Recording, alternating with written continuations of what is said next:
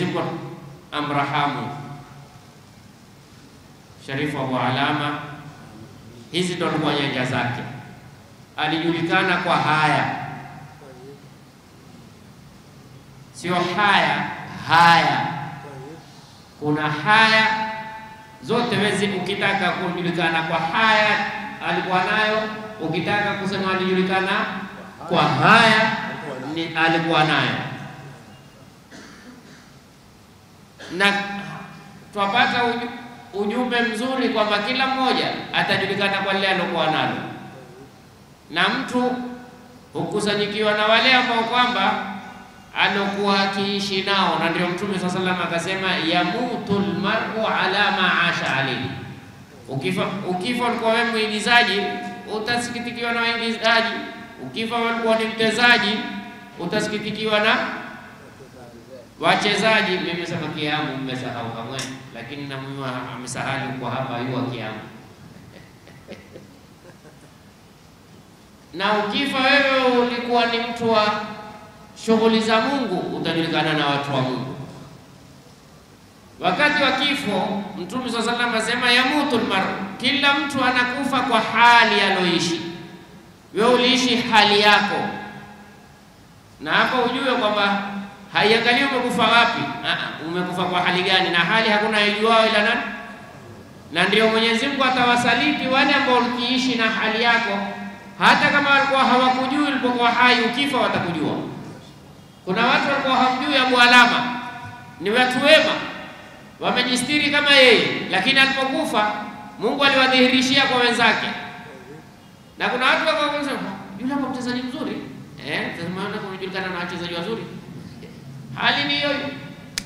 Subhanallah, ya Allah biha, ya Allah biha, ya Allah bi'uzni khatim. Mimi mada yangu leo ni kumzungumza bwana mmoja wa Kikureishi, sisi umuita Bwanyenye. Sijui huku mabwanyenye, mabwanyenye ni wale watu wanaojiona sisi ndio mibaladi na hadha, sisi ndio wenyewe bwana, sisi ndio wenye mji. Huyu alikiitwa Utba ibn Rabi'a. Huyu alikuwa ni katika sanadidi Quraysh, ni mataikuni ya Quraysh. Mwenyezi Mungu Subhanahu wa Ta'ala katika Qur'ani aliteremsha aya akasema, fa innahum, kumwambia Mtume sallallahu alaihi wasallam, fa innahum la yukadhibunak walakinna dhalimina bi ayati llahi yajhadun.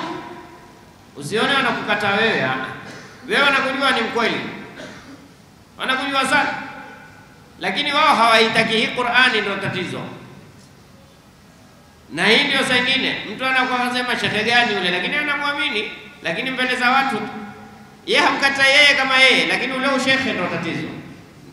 Na wale walikuwa hamkatai Mtume Muhammad kama Muhammad, walikimkataa ule utume. Subhanallah, hii hali tuisome. Angalia ndugu yangu, ukisoma sera ya bwana Mtume sallallahu alaihi wasallam, hakuna mtu atakaye kukutajia kwa jambo lolote kwa babeka. Mimi sina elimu, mimi sijui, mimi sikusoma. Ukusoma? Kama ulisoma, wajua ile meli iliyokuwa kisawa sawa haibabaishi mawimbi aje kwa ile wimbi likagonga hata habari ungala safari yake.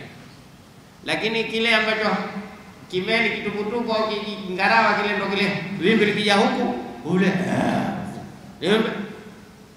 ukimwona mtu wewe kidogo akiguswa tu, mimi haonijui, mimi nimepata damu katika elimu, mimi haula wala quwwata. Sasa Mwenyezi Mungu amwambia Mtume sallallahu alaihi wasallam, wao hawakukataa wewe, si wewe, lakini wao haitaki huu mtume ndo tatizo. Sasa usiposoma sera, ndio wanazoona akatwambia mwenye kutamani katika sera ya bwana Mtume Muhammad sallallahu alaihi wasallam ndio min a'zami ma yu'inu almuslim.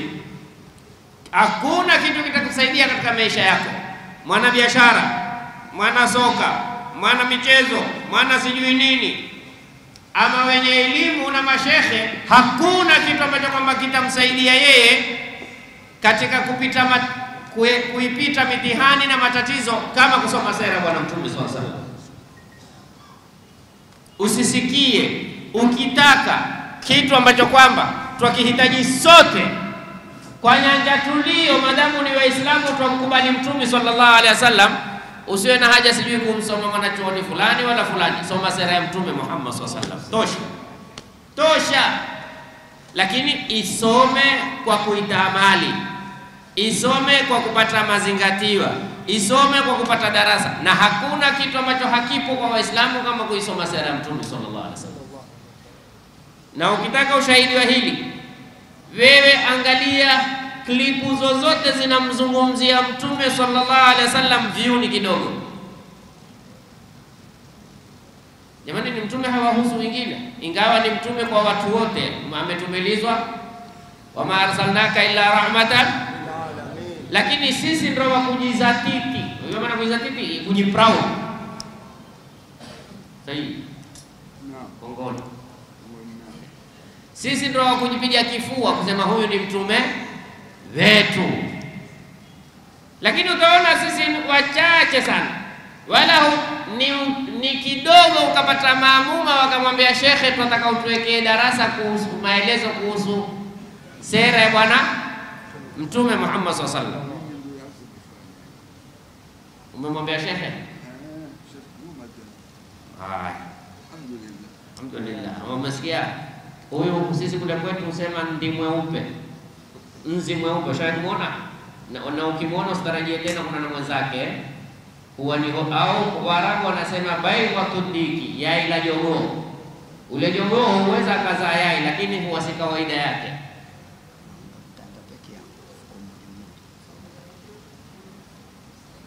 Ule jogoo akizaa usikate ukasema na kesho leo tutakula la kuchemsha, kesho tutakula la kukanga. Ndio hilo. Na ushahidi huyo amefanya, mwingine naye anasema na mimi nimefanya. Tujuana sisi kwa sisi, tustiriane tu. Je, hatuna umuhimu sisi wa kuijua sera? Angalia Mwenyezi Mungu Subhanahu wa Ta'ala alituambiaje katika Qur'ani?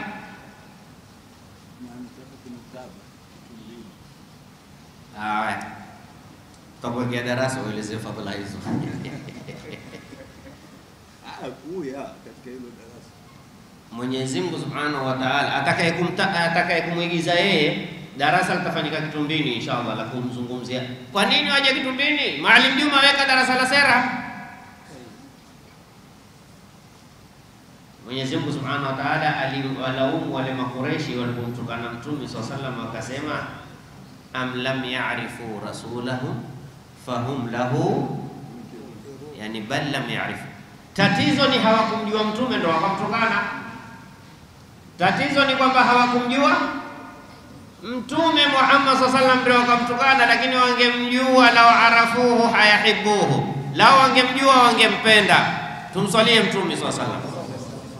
Kuwa na mimi hapa, hebu kuwa na mimi hapa, mifuko achana nayo.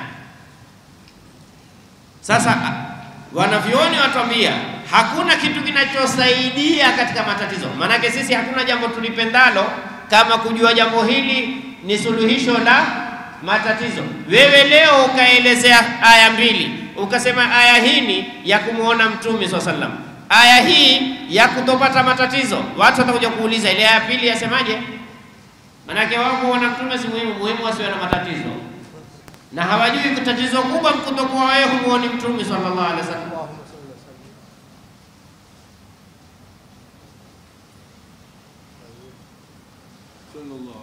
Sasa atuambia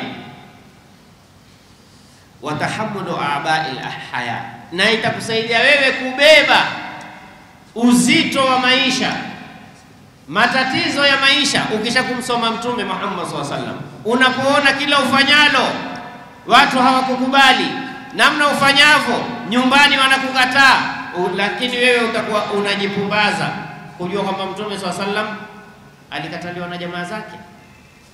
Abu Lahab ni ami yake. Watu wa nyumbani, Waswahili kuambia mcheza kwao hutuzwa, yeye kwao alitolewa. Sasa ukipata mambo kama haya, haivi kwako ni pigo, bora wewe ujijue kwamba mimi niko sawa. Na ndio kaona Mtume sallallahu alaihi wasallam alipopata matatizo Taif alisemaje? Illam yakun bika alayya ghadabun fala ubali, ikiwa wewe huna hasira na mimi sijali haya naonifikia. Hujali vipi? Kwa sababu mimi muhimu nipate radhi zako. Kupokewa na watu sio muhimu.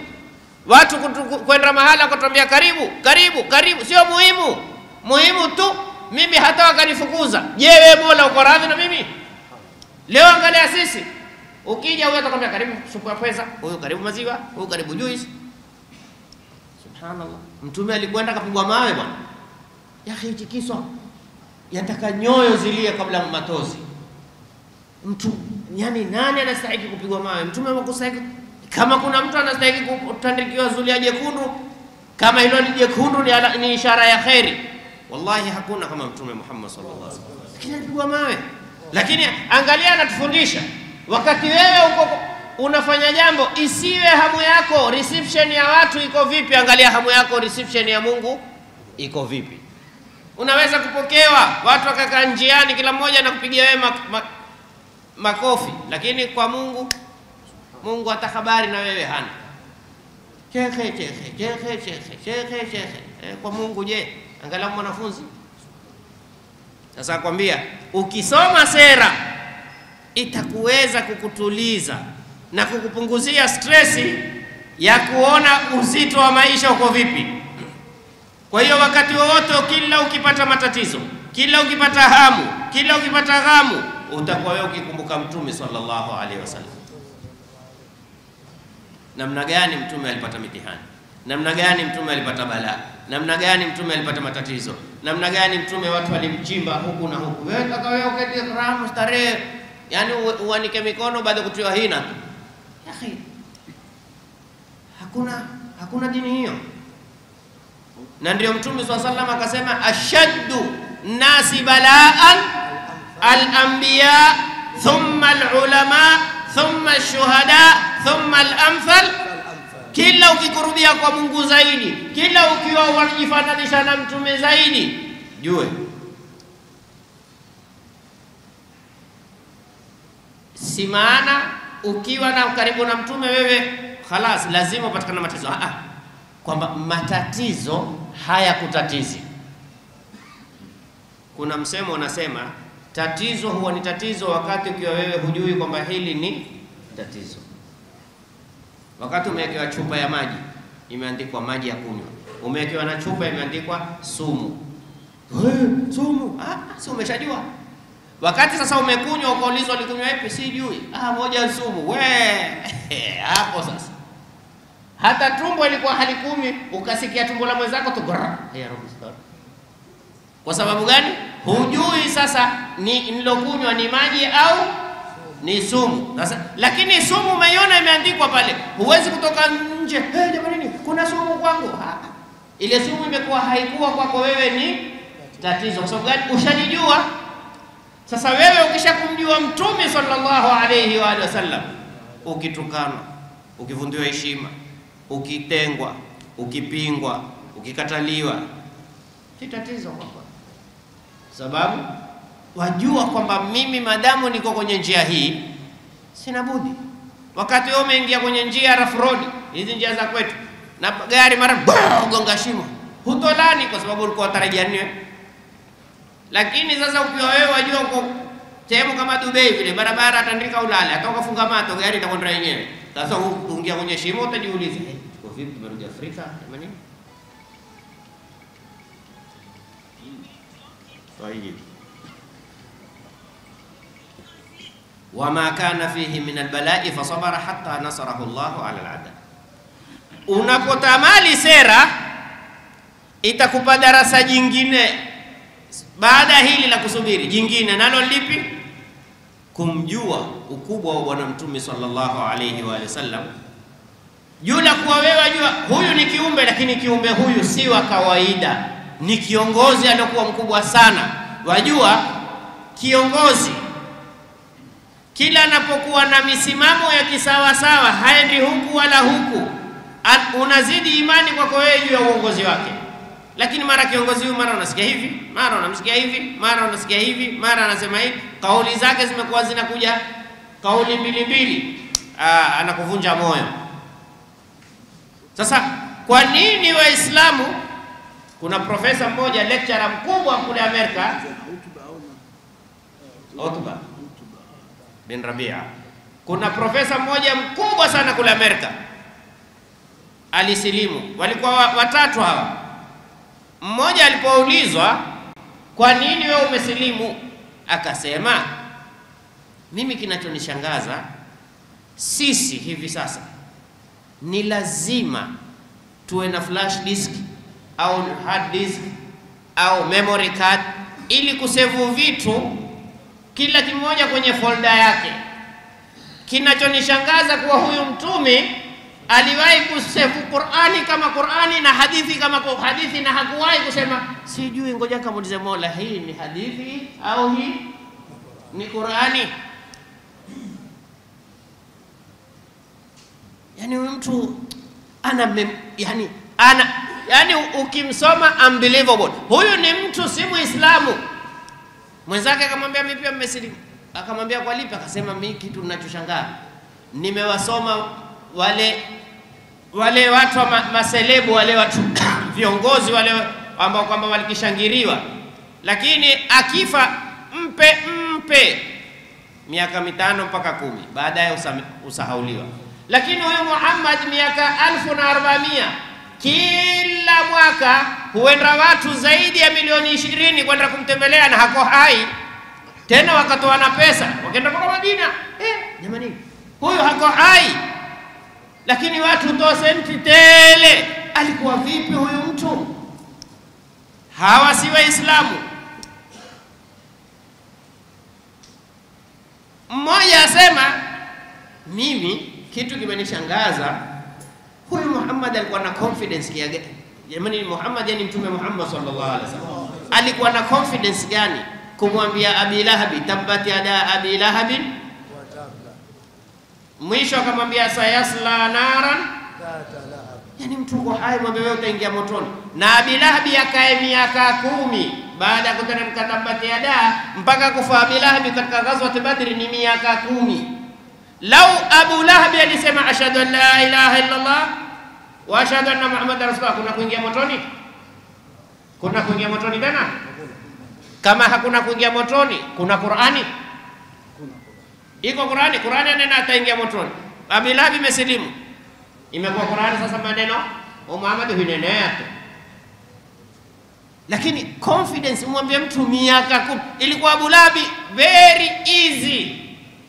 Aseme tu ashhadu an la ilaha illa Muhammad, aseme mimi nitaingia motoni mimi na mke wangu. Haya, sisi tumesilimu kweli. Wama yantiqu anil hawa.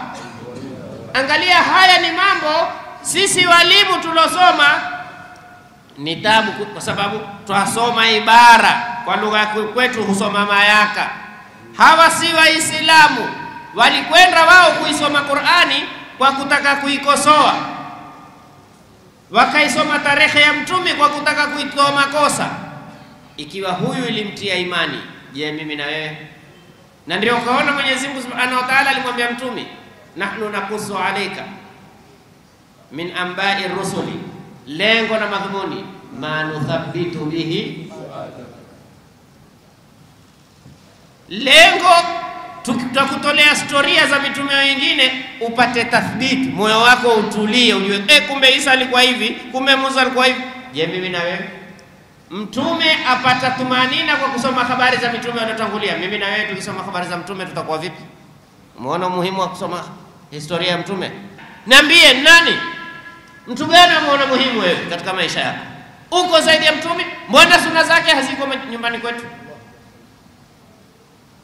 Watu hujilia watakavyo, hujilalia watakavyo, hujivalia watakavyo, hujisemea watakavyo, hujitazamia watakavyo. Wapi mtume ndani ya majumba? Kwa sababu hatumjui. Sasa asema siku zote kiongozi akiwa ni mkubwa na ana utisho na ana personality lazima apendwe na watu. Mtu mwenyewe watu mjue, bwana kiongozi mtu muhimu, mwanasiasa muhimu, simjue hivi ule kiongozi. Yaani mtu hata hatishi, hataki kwambia wewe unajua mimi sina haja kama kukujua. Waarabu wanasema tasma bil ma'idi khairan min an tarahu. Kuna mtu afadhali usikie tu akielezwa lakini usimuone. Maana ukimsikia angalau waweza kuvutikiwa, lakini ukimwona hana mvuto hata kidogo. Sasa kiongozi akiwa na mvuto, kiongozi akiwa na utisho, kiongozi akiwa na personality, lazima wafuasi wake watakuwa wakimpenda. Na hivi sasa kuidhihirisha sera kwa umma, kwa watu, kwa Waislamu, ndio kitu kinatakiwa kila mmoja awe na hamu nacho, hasa wahubiri, hasa wazungumzaji, hasa watoaji madarasa. Wallahi lau hizi midahalo sijui haifai, mtu angestick tu yeye kazi yake ni mtume, tungekuwa tuko mbali sasa. Kila kazi yake kina fulani kadhaa, kina fulani kadhaa. Kuna masala tumeingia kuyazungumza hayana umuhimu, hayana umuhimu wa lolote, bali masala ya kutujenga imani kama haya ndio hayazungumziwi. Na mtu akitaka kuyazungumza haya atukulia ni chambo. Wajua kile chambo sicho kilengwacho, alengwao ni ule nani? Samaki, lakini huwezi kumpata ule samaki bila kile chambo. Lao ingekuwa samaki hula kioo, hakuna angenunua chambo. Ndio uitakio nyinyi ile ndoana. Lao samaki hushika moja kwa moja ndoana. Nani angenunua chambo? Na ndio waone siku hizo wametengeneza mpaka samaki wa plastiki. Akaonetwa samaki wa plastiki mwenye uteza akaja, kumbe plastiki ule imetukudia. Sasa mtu zingine weka darasa la sera, kumbe atakushambulia watu. La haula wala. Wewe tueleze Mtume sallallahu alaihi wasallam, sisi tuna haja ya Mtume. Alotukusanya hapa ni Mtume, alotuleta hapa ni Mtume. Hao si hatukuja kwa ajili ya wao, na kama wataka kujua, hebu wewe weka muhadhara kuwaelezea hao, nani atakuja? Lakini wewe ulituita kwa ajili ya kusema tuna sherehe ya kusherehekea nani? Lakini tukija kutuelezea wengine, kutudanganya ni haki namna hii? Hii tadlisi. Ukaita haya maulidi sijui ya nani, ukija ukakusikia Mtume hazungumzi kama unga fulani fulani alani shaghalani. Ya akhi, hii tadlisi. Muoneshe mtu kitu ni hivi, ndio kimeandikwa Japani, ukiingia ndani hata wapi kule Nyamala, sio? Mwana Nyamala akikusakia sikilia watakufika Japani. Tuko manake ni cha hapa kimetengezwa. Haifai.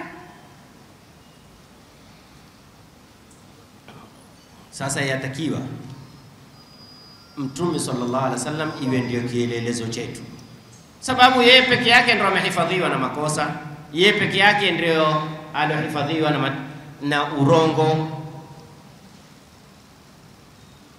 Ibn Mas'ud atuambia, man kana mustannan, mtu atakayekufuata mwendo wowote, faliyastanni biman qad mata, afuate mwendo walotangulia walokufa.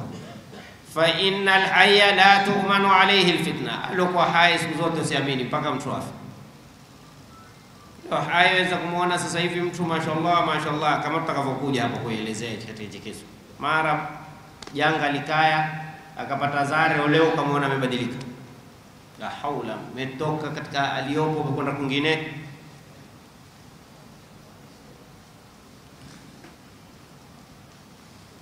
Mtume sallallahu alayhi wa sallam, haya mawqif ni pamoja na bwana mmoja mkubwa katika makafiri wa Quraysh.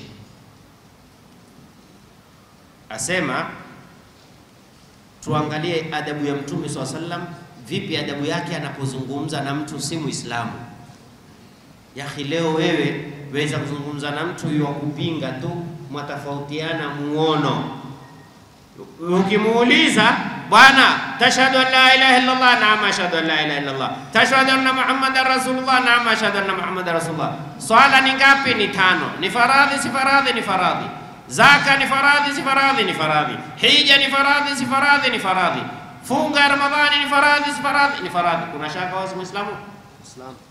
Mengine mnatofautiana, khalas wewe utamtukana, utamtolea ufidhuli, utamtolea aibu, utamtolea hili, utamkosea heshima. La haula. Angalia adabu ya Mtume SAW na mtu ambaye kwamba hata si Muislamu, si tu mpinzani alojitolea kimasomaso, ndio kula kimasomaso, yani amejitolea parwanja wazi kumpinga Mtume sallallahu alaihi wasallam. Namna gani Mtume sallallahu alaihi wasallam aliweza kumwathiri huyu mtu? Kwa kutumia adabu na kutumia utamu wa mazungumzo, kama anavyofanya wale waja walokuwa wema wenye ikhlasi katika hii dini, ambao wao hawana maslahi ila kumridhisha Mwenyezi Mungu Subhanahu wa Ta'ala. Hawajajaliwa kuidhalilisha kwa mtu ila kuidhalilisha kuwa wanyonge mbele ya Mwenyezi Mungu Subhanahu wa Ta'ala. Utba siku moja alikuwa amekaa katika Dari Nadwa. Dari Nadwa ni club. Nadi ni club. Si kuna klabu ya timu fulani, sijui klabu ya nini, klabu. Au tuzungumze kwa lugha ya kisasa, kijiweni, sio? Si kuna kijiwe hapa kwa wavuvi, hapa kwenye maboti hapo, ukaenda utakuta wenyewe wakitizie, huyu atatoa story za kweli, mwingine atatoa story basi haya. Kila mmoja kullu hizbin bima ladayhim, hasa kama yana usiku. Subhanallah, sikumbushe watu kidonda. Mimi simo. Usikie huyo mlaumu tena na madhambi. Ametuudhi. Mungu naeta plani. Mungu haula Mungu. Ati. Kwa nini asimteremshe fulani? Haula. Jamani, leo kimwambia mtu hakuna dhambi za kijinga tuzipatazo ila kwa watu wawili. Wachezaji mpira na waigizaji. Ndio hutupa sisi dhambi. Maana mtu atamlaumu mtu. Kocha yule Manchester simpendi, pumbavu, mshenzi. Ya akhi, alikwambia yakupenda? Hataka kupenda nawe ujipate madhambi ya bure. Wallahi madhambi ya bure mtu kale ataka Mungu naye atamuudhi, Mungu naye hatompa usingizi. Nikosesha mimi usingizi, alikwambia mimi ndio kukupa usingizi. Tena na mke huyo atakupa usingizi na kocha, mkeo akikusikia wewe kisha. Allah.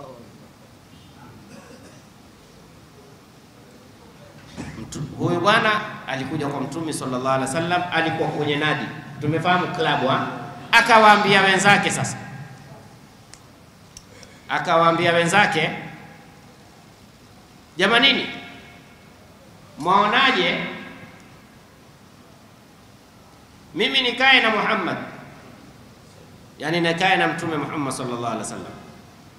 Kuna mambo mimi nataka nimuelezee, yani kuna ofa nataka nimpe.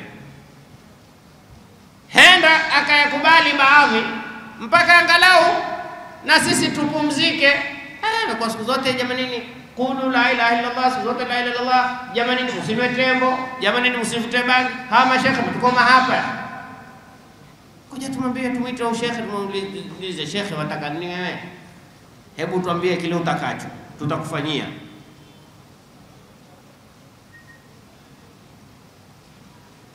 Mwaonaje nyinyi rai hiyo? Jamaa akamwambia, hiyo rai nzuri, kama utakaa na yeye akusikilize, maana sitakujua wewe hodari katika kuzungumza. Huyu bwana akaja mpaka kwa Mtume Muhammad sallallahu alaihi wasallam. Atuelezea Ibn Sihaka bisanadihi an Ka'b al-Qaradhi qala hudithtu anna Utbah bin Rabi'a wa kana sayyidan. Alimjia Mtume sallallahu alaihi wasallam na Mtume alikuwa amekaa msikitini peke yake. Mtume amekaa msikitini peke yake. Akaja akamsalimia Mtume sallallahu alaihi wasallam, Mtume akamkaribisha, ndo kae karibu na mimi. Akamwambia, ya ibn akhi, ndugu yangu. Na hii utaona ni uzuri ukitaka kuzungumza na mtu, sio sende wewe, hebu njoo. Hebu uje kwa jina zuri. Angalia kwenye Qur'ani. Angalia jamani, nimeambia hakuna kitu kama Qur'ani au maisha ya Bwana Mtume sallallahu alaihi wasallam. Qur'ani, ule mtoto wa Nabii Allah Nuh alipokuwa yeye hataki kupanda jabali, ule alimwambia ya bunayya rkab, mwanangu, sio wewe jini, wewe mbwa, wewe punda, la haula, tamuita majina yote mabaya. Bali angalia Mwenyezi Mungu Subhanahu wa Ta'ala namna anavyotupenda. Qul ya ibadi alladhina asrafu ala anfusihim, yani Wajua maana asrafu ala anfusihim, sema enyi ambao kwamba hamuna jambo hamjawahi kulifanya. Yaani mtu aje akwambie mimi, siku moja kuna rafiki yangu aliniambia, bwana umeona pale Amsterdam kila lile ambalo halipendi Mungu liko. Kila lile unalijua hili Mungu halipendi, basi utalipata hapo Amsterdam. Sasa mtu akwambie bwana mimi hakuna jambo Mungu halipendi sijawahi kulifanya. Wewe sana umeshinda hata mateja wewe khalas, wewe hata wale magangster umewashi. Yaani wewe umekata cheni wewe.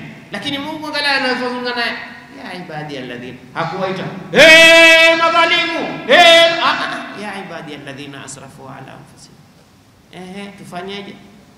La taqnatu min rahmatillah. Maana hii aya hata kuisoma kwa ukali huwezi. Wajua kuna aya katika Qur'ani huwezi kusoma kwa sauti kali.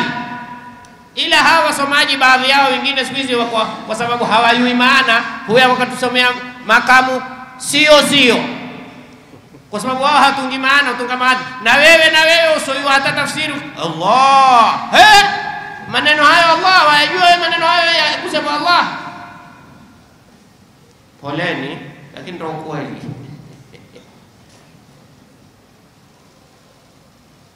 Yabna akhi, ndugu yangu, mtoto wa ndugu yangu, innaka minna haithu qad alimta, wewe kwetu sisi wajua nafasi yako. Unaona, mwanzo mpe mtu nafasi aweze kufanya nini, sio mwambie bwana wajua si mimi na wewe tugombana. Sasa kama tugombana si tuendelee. Angalia uzuri wa uhodari wa namna yeye, enda kumkataza jambo lakini amwambia wewe wajua nafasi yako kwetu sisi. Daraja yako kwetu sisi, na sehemu ambayo sisi tumekuweka na nafasi ambayo kwamba twakupa, lakini wajua wewe umewapa watu kazi kubwa sana na umewaletea watu jambo zito sana. Farakta bihi jama'atahu, umetenga. Yani watu walikuwa kitu kimoja, sasa wamekuwa watu mbali. Wasafahta bihi ahlamahu, na watu zile dream zao umezifanya za kipumbavu. Watu walikuwa na vision, walikuwa na muono mzuri, umewaharibia kila kitu. Na hii ndio siku zote ujue, wakati ukisimama na mambo mazuri, sema bwana ule shekhe hatufai hapa, yeye ni kukataza tu. Watu tuna mipango yetu, tuna maplani yetu, haifai mitingi, haifai wanaume na wanawake kusalimiana, haifai kuhagiana. Tazama mambo mengine bwana hayakubaliani na kazi zetu. Wewe unakwambia kazi yako lazima muasi Mungu na yani Mungu atakataza jambo kisha liwe halendani na wewe, sio shetani. Haiwezekani. Hakuna lilokatazwa na Mungu ila ni maslahi yetu, na hakuna liloamrishwa na Mungu ila ni faida kwetu. Sasa sema wa'ibta bihi alihatahum wa dinahum, umeaibisha dini yao, waungu wao. Na hapa kuna nukta muhimu. Haimaanishi mimi ninapo hakuna dini yastahiki kuitwa dini ila ni Uislamu, kwamba mimi nimezidharau dini nyingine. Asli sisi sijazidharau, sijazikubali. Kuna tofauti ya kukidharau kitu na kukikubali. Mimi si kile usokubali umekidharau, mimi sikukikubali tu. Singoja nikikubali, baada kitu chochote huwezi kukitukuza au huwezi kukiangusha ila mwanzo ufanye nini? Ukikubali. Mimi sikukubali kwamba hichi ni dini, kwa sababu Mwenyezi Mungu anasema inna dina inda Allah, ndio dini. Nyingine sisijui, wao wakiziita shauri yao, lakini si dini. Wakati unapokuja lazima tuheshimiane dini. Yakini hakuna masala kuheshimiana dini. Kukiheshimu kitu ni kukubali kitu. Mimi sikubali kama hiyo ni dini. Mimi naheshimu wewe kwamba abudu utakacho, lakini siheshimu kwamba unaabudu ndio dini. La, hivi vitu ndio tofauti. Kuna kutomuingilia mtu. Mungu alisemaje? Lakum dinukum khalas, nyinyi fanyeni mtakalo, lakini haimaanishi Waislamu tuje tuseme twaheshimu dini yao. Sisi hatukubali kama yao ni dini, lakini hatustahiki sisi kuwaingilia kwenye dini yao. Na ndio Mwenyezi Mungu akatuambiaje, wala tasubbu alladhina yad'una min dunillah fayasubbu Allah adwan bighayri, musiwatukane. Lakini haimaanishi ikiwa mimi sikukutukani nimekukubali. Sijui mmenifahamu hapa? Sisi hatufai kuwatukana wasiokuwa Waislamu, lakini haimaanishi hatufai kuwatukana tuwakubali. Tuikubali dini yao, tukubali sijui nini yao.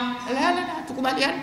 So Mungu hakukubali. Mungu asema inna dina inda Allah, kisha akatwambia aya nyingine akakata utesi, wa man yabtaghi ghayra al-islami dinan fala yuqbala minhu. Utakuja wewe utwambie kitu gani? Lazima tuwakubali. Tuwakubali vipi? Tukubali kwamba wao hawana dini, sawa, lakini tuikubali dini haifai.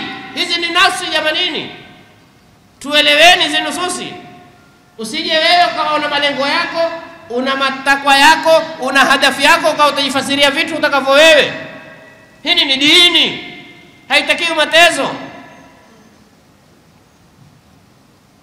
Sasa huyo amwambia, wasafahta bihi ahlamahum wa ibta bihim alihatahum wa dinahum wa kafarta bihi man Allah min abai, na walotangulia umefanya makafiri. Na hapa pia kuna nukta jamani, ukafiri si tusi.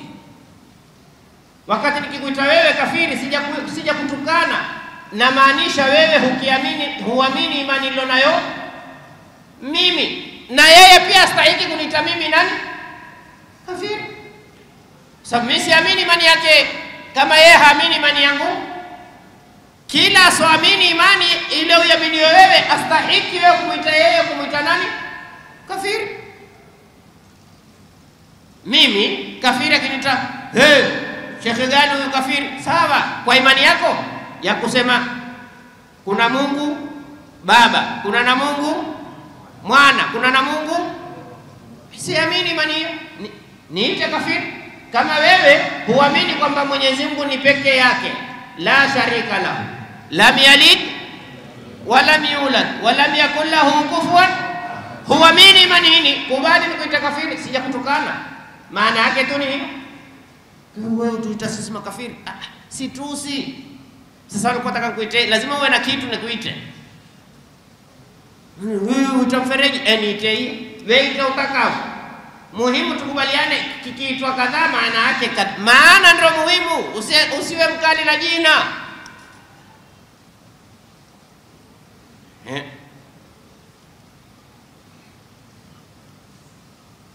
Akamwambia fasma minni, hebu nisikilize, mimi nitakuelezea mambo, henda ukayakubali baadhi yake. Mtume swalla sallam akamwambia qul ya abul walid, asma, sema abul walid, mimi nakusikiliza. Akamwambia ya ibn akhi, sasa sikiliza. Na hii ndio technique wanaoichukua na wanaofanyiwa wale waja wenye msimamo katika Uislamu. Hakuna msimamo mkali, msimamo wa kisawasawa. Lugha msimamo mkali, hili ni lugha mbaya, na hakuna watu wanaopewa majina mabaya kama Waislamu. Msimamo wa kisawasawa, ukaonekana wewe hutaki matezo katika dini, hutaki dharau katika dini, hutaki kona katika dini, uko straightforward katika dini, ambao ndio msimamo mkali. Akhi, wataka niwe laini, pilipili pia nayo mkali. Asema, wakamwambia ya ibn akhi, in kunta inma turidu bima jita bin hadha al-amri mala, ikiwa wewe tuambia kweli wanaye Sheikh, tuambia kweli, na wewe ataka chochote. Mbona siku hizi umekuwa upinga mambo mengi, wataka chochote? Kiwataka pesa, tutakukusanyia mali, utakuwa tajiri mkubwa ni wewe. Na ikiwa wataka cheo, sawadanaka alaina, tutakufanya wewe ndio sayyid katika makureshi wote, kiboko yao ni wewe. Hata la naqta amra duna, tuwe sisi hatuwezi kupitisha jambo lolote ila ile jambo mwanzo lipitie kwa nani? Kwako wewe. Unasikia?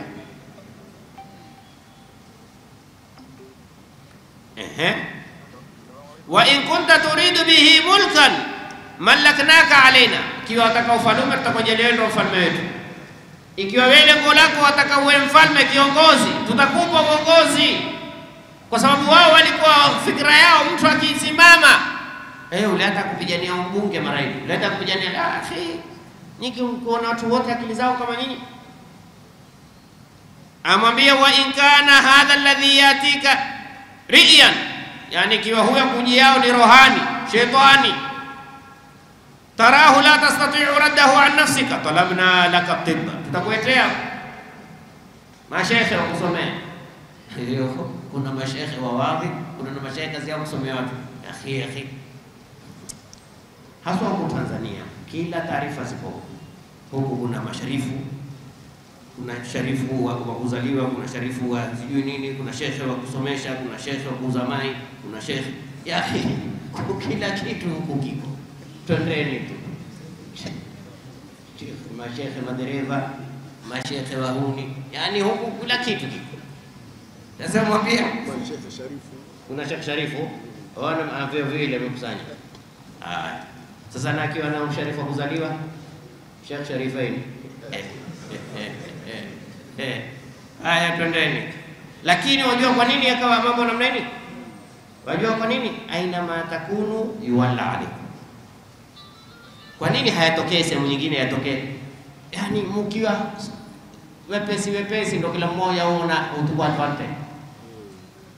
Ukiwa mwepesi mtu atakuwa yake, ukiwa mbona kwetu hawasimami mtu akajidai namna hii?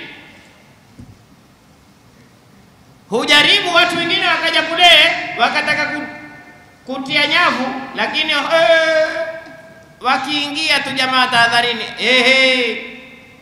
Haya, jamaa wametia nyavu jarife huko, hakupata samaki, mko kutia juu ya huko kwetu. Watu wakaambizana, yake wewe kama uko wasaidia watu, kwa nini uweke na pesa au wewe utibu watu wewe mwenyewe maradhi ya kuenezea kila aina? Twendeni. Sasa haya walimwambia, hata Mtume aliambiwa, bwana yeye ukiona majini wewe kwanza wewe hujiulizi kwa nini siku hizi kila mtu amebobea kwenye majini? Yani nafikiri maradhi makubwa sasa 80% ya maradhi mengi ni majini. Hii mijini imeingia.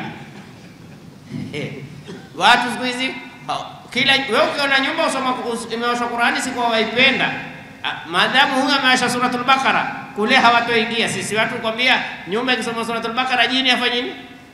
Haingii. Sasa kule kumewasha, hawezi kuingia kule. Ataingia wapi? Huku kwetu kusosoma na mitawasha, ili yule jini akiwa ameshindwa kuingia kule na kwangu afanye nini? Asiingie. Na ule naye atawasha. Ukasikia watu ushindana na kila mmoja sasa wana sabufa fungua kweli kweli, kama wale ambao majini maduko. Shati usoma kwa sauti, anakuambia wewe jini nduko nani? Fungua kwa sauti, kanumiza mimi nitaka kulala, wewe ushishie na suratul Baqara tu. Yaki mambo mengine subhanallah ni hayo, lakini kukosa kupata kusomeshwa kisawasawa ndio hapo tatapeliwa, mutadanganywa, mutafanya nini? La haula wala quwwata illa billahi al-aliyyil azim.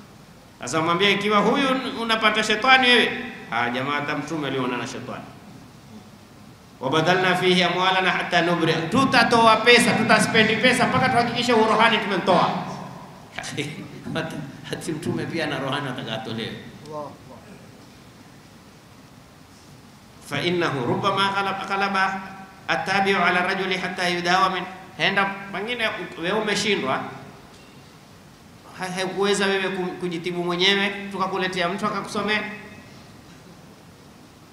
Mtume sallallahu alayhi wasallam akamsikiliza mpaka alipomaliza, hatta idha faragha Utba, Mtume sallallahu alayhi wasallam akamwambia, aw qad faragha ya Abul Walid, ushamaliza? Sio, unaona adabu hii, usimwambie bwana maliza bwana, story ndefu isha tayari. Umemaliza? Ule Abul Walid akamwambia naam, nimemaliza. Sikia ofa alikuwa amepewa Mtume sallallahu alayhi wasallam, hizo hazijatokea ulimwenguni, haijatokea. Yani wewe ndio uwe the top one kwa watu wote, uwe ndio tajiri mkubwa kwa matajiri wote, uwe ndio mwenye nasaba kubwa kwa wenye nasaba wote. Tena akaambiwa, na ukitaka binti bora tutakuangalia katika wale mabinti yetu wa Quraysh, tutakuletea ule binti ule ambao Mrs Quraysh. Ya salam. Hiyo ndo ofa hapo, wengi hapo mtihani hapo. enda kwenye senti nyingine tukaitia uduko, lakini tapewa kijana. Mimi nakumbuka siku moja nilipigiwa simu na watu wa Angulaye Freemason, wakanambia ukituunga sisi tutakupa kijana. Kama mbona mimi ndo naye ni jana, kama tena kijana langu ni jana hivi nana. Wakanambia ukikataa tutakutoa kucha, kama mbona la mwisho simtantoa na roho, ni radhi nifi. Mimi ndo nitakalo hilo. Mtume sallallahu alaihi wasallam safari moja aliumia mguu, kidole kikatoka damu, akakizungukia kidole akakiambia ma anti illa usbu'in damiti wa fi sabilillahi kama damu kwa ajili ya Mwenyezi Mungu, lolote utakalokupata raha. Na mtu akanyangwa kwenye mpira asijue mpaka akitoka kumbe nakanyagwa. Akanyagwa fi sabilillah. Kweli watu keto wakangala mipira wakaliwa na kunguni, wakaliwa na mbu, akitoka kuna mbu kule ulikuwa wae msikitini, ndo ataiwa kwenye raka ya kwanza mpaka raka ya mwisho. Raka ya kwanza waliuma watatu, raka ya pili kwenye mpira hajui mpaka mpira ukimalizika. Tena miskini na balaa umemalizika na amefungwa 3. Poleni. Haya, twendeni.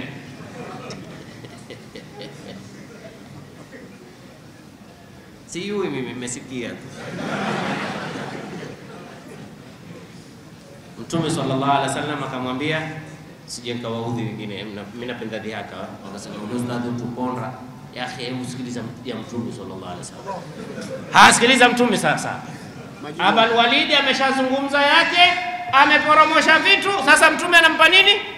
Majibu. Mtume sallallahu alaihi wasallam akamwambia, fasma' minni, naomba nisikilize. Kale fanya, mimi niko tayari nimekusikiliza. Mtume akaanza bismillahirrahmanirrahim, lakini si somi sauti kwa ndio sauti ya Mtume. Hakuna anayefanana na sauti ya Mtume sallallahu alaihi wasallam, hakuna. Wewe una msomaji gani wampenda? Wallahi ukisikia Mtume anavyosoma Qur'ani, Mungu asitukoseshe kumsikia. Na ndio raha ya kwanza tukiingia peponi, watu wote wakishakuingia, kitu cha kwanza Mungu atujalie tuwe katika hao. Ndugu yangu, wallahi hakuna kitu cha tastahiki sisi tukitamani kama hichi. Zawadi ya kwanza tutakao kupewa na Mwenyezi Mungu, ataambiwa Mtume wasomee na wao Qur'ani. Hawajidai fulani msomaji, hasikiza Mtume aje kuisoma Taha, ma anzalna alayka alqur'ana, waambiwa miti itakuwa ikigusana ile kwa raha. Hiyo ni miti. Mungu asitukoseshe jamani. Sema amin. Mungu asitukoseshe kusikia sauti ya Mtume. Yaani wale walikuwa kiswali nyuma Mtume alikuwa na raha gani? Leo somani maimamu kwa hutaki amalize. Maimamu wengine watamani asome sura fupi. Maana sauti yake kama mimi vile hutisha. Aya za kuozesha nikaha haijambo. Aya za motoni ndio utaona labda huyu ni Israeli asomao leo. Mtume sallallahu alaihi wasallam akaanza bismillahirrahmanirrahim, hamim, tanzilun minar rahmanir rahim, kitabun fussilat ayatuhu qur'anan arabiyan lakini liqaumin ya'lamun. Kazi yake bashiran wa nadhira, lakini fa'arada aktharuhum fahum la yasma'un. Mtume akaenda nayo, waqalu qulubuna fi akinnatin mimma tad'una ilayhi wa fi adhanina waqrun wa min baynina wa baynika hijabun fa'mal innana. Akaendelea Mtume sallallahu alaihi wasallam kumsomea mpaka alipofika katika aya ya sajida. Mtume akasujudu, alipoinuka akaendelea. Tumemsikiliza, humsikiliza mpaka alipofika kwenye aya ambayo inayosema fa in a'radu, ya Muhammad waambie hao Makureshi, fa in a'radu, wakikataa haya waambiao, faqul andhartukum, waambie mimi na wakhofisheni nyinyi. Mmoja maana kukhofishwa maana na watishieni nyinyi, kama vile Magufuli alikiwapa nyinyi amani, na sisi viongozi wetu wakitu corona mbaya vile tulikuwa tukitishwa. Yaki kuna watu walishikwa na corona lakini vile walikuwa hawaiogopi, hawakuathirika. Na kuna watu hawakupata kama corona lakini walikuwa wagonjwa kwa kuta. Siku moja pale msikitini kwetu tulipokuwa tumeweka distance zile. Tulikuwa wajua sisi swali kama tutangaundea na udhu. Mimi nilikataa. Tuliweka, ulikuwa lazima uweke ati alama ya hapa. Mimi nikamwambia hizi alama za serikali si za Mungu.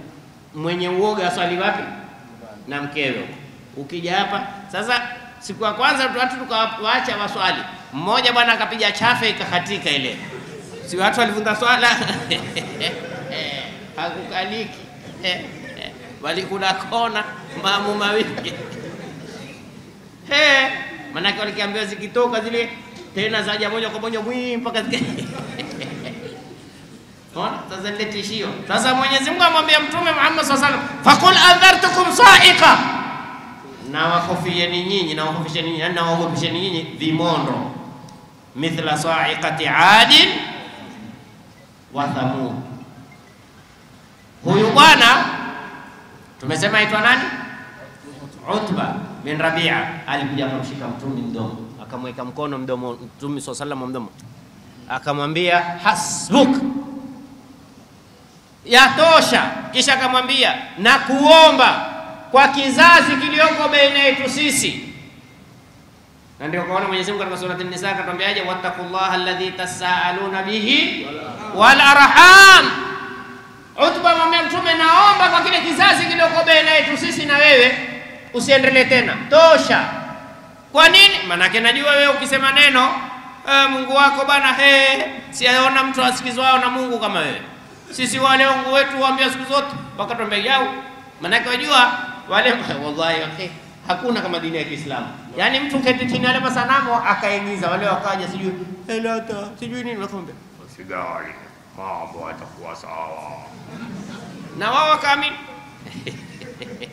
Wewe kwa kidola 100 hapo. Lakini hawayaoni yoyote, huweka kaambiwa baada ya kwenye mipangilio Mungu afanya sawa. Wallahi dini yetu ukaambiwa wewe tena, angalia dini yetu ya kwambia kila ukitaka kuzungumza na Mungu ngoja wakati wa faragha wewe na nani? Usiku wewe na yeye tu. Kusudi usije ukapata shekhe msikitini wewe umesujudu kwambia umekurubia nimekukubali swala yako. Sema mashaallah msikiti hunu muonesha umeambia hakuna swala nzuri kama swala ya tahajjudi. Tahajjudi kila ukiswali siri, ile ni swala ya siri. Lakini leo iko misikitini parwanja watu. Tena kule kwetu tahajjudi wewe na pilau.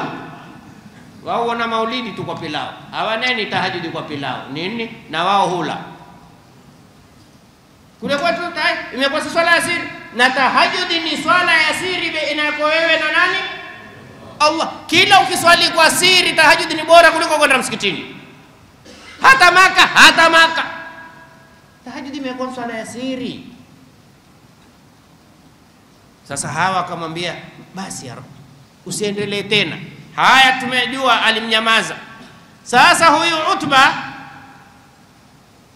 akarudi sasa kule. Si alitoka huko akamwambia mimi naenda kule kuonana na nani? Na Mtume anaenda kumuelezea, wakajua akija atatupa habari mambo yatakuwa mazuri. Alipoingia tu jamaa akamwambia Abu Jahal, akasema mna habari? Huyu uso alotoka nao sio alirudi nao. Unajua mtu akwambia hata mimi zingine sisi tulipokuwa watoto mwambia nenda wewe, kumwambia baba tutakwenda kuogelea pwani.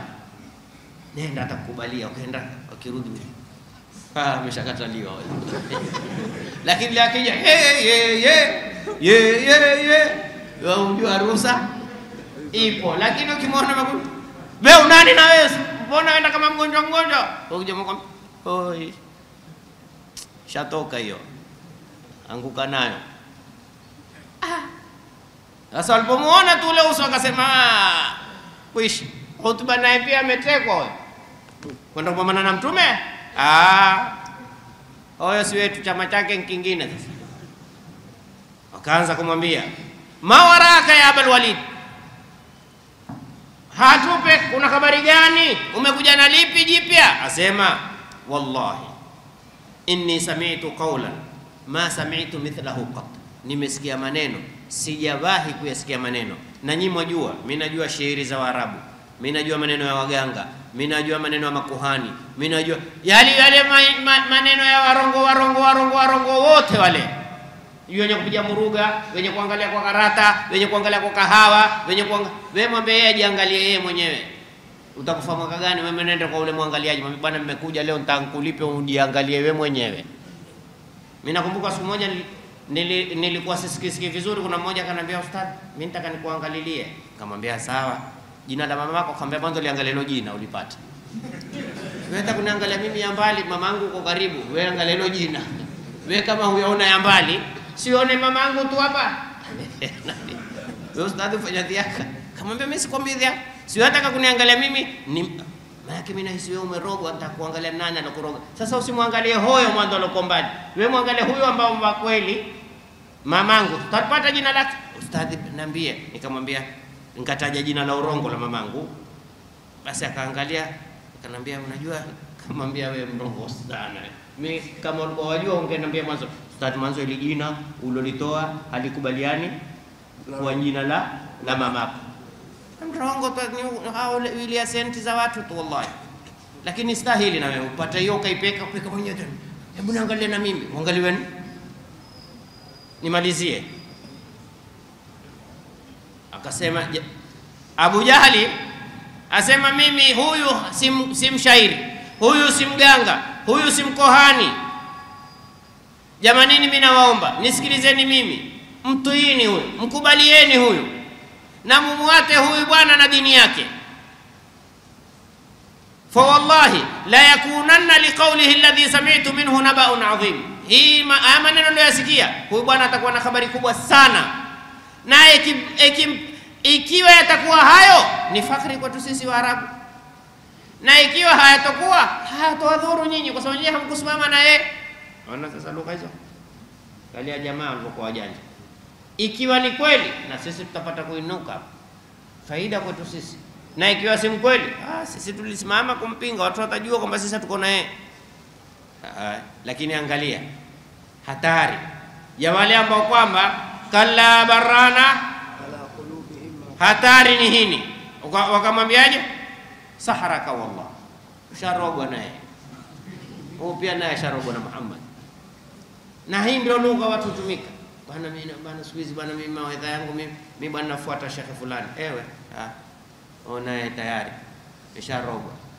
Tayari huyo meshatekwa. Tayari huyo wewe ukifuata haki lazima watu badala. Alhamdulillah, tuombe na sisi Mungu, na sisi Mungu atujalie tutoke huku tuje huko. Kama huyu naye tayari amesharogwa, sijui amepigwa hirizi, ameshapigwa badiri, atapewa majina sampuli. Haya yote tunayapata nini katika kiswa cha huyu? Hichi kiswa ni muhimu sana. Hichi kiswa kina mazingatio sana. Lakini ningekimaliza mimi naweza, lakini nataka nikiate utamu, nitamwatia Ustadh Juma akiendeleze insha Allah taala. Ndugu zangu, lengo na madhumuni, wallahi tuna umuhimu wa kusoma sera bwana Mtume. Uone namna gani watu njama zile technically zile. Mwenyezi Mungu alisemaje katika Qur'ani? Atawasaw bi, nyi huwafundiana. Nidhamu ni moja kwa sababu haki ni moja. Na famadha ba'da al-haqq illa bas, hakuna isiyokuwa haki ni dhalal. Na wenye dhalali njia zao technical zao ni zile. Madamu wewe umfuatao ni yule aliyopingwa Mtume Muhammad sallallahu alaihi wasallam. Sasa ni muhimu ujue kwamba utapata wenye kukwambia sijui tutakufungulia kadhaa, tutakufungulia akaunti kadhaa, tutakupa maneno kadhaa, na ujue ukiamua sasa kuwa wewe sasa ni mtu wa msikitini, miskini ule sijui ambamana na shetani gani, sijui ambamana na rohani gani, ule si tulikuwa naye siku zote, ule alikuwa hatoki, ule alikuwa akifanya kazi, sasa mimi hataki tena kazi, ataka tablighi, ataka kadhaa. Sallu ala nabi. Siwe kama kutoa darasa utuzo wa Tanzania. Kwa hiyo ndugu zangu, lengo na madhumuni ya hili darasa la leo, tupendeni kumjua Mtume Muhammad. Weka nia kuanzia leo, Kwenye mitandao itele sera ya Mtume, utaka kwa Kizungu, ukitaka kwa Kiswahili, msome Mtume sallallahu alaihi wasallam. Qul innama a'idhukum an taqumu lillahi mathna wa furada, kisha thumma tatafakkaru. Ona Mungu atakalo ni ili tukae tufikirie, ma bisahibukum, huyu Mtume hana wazimu. Utajuaje kama wanazimu? Ila kwa kumsoma.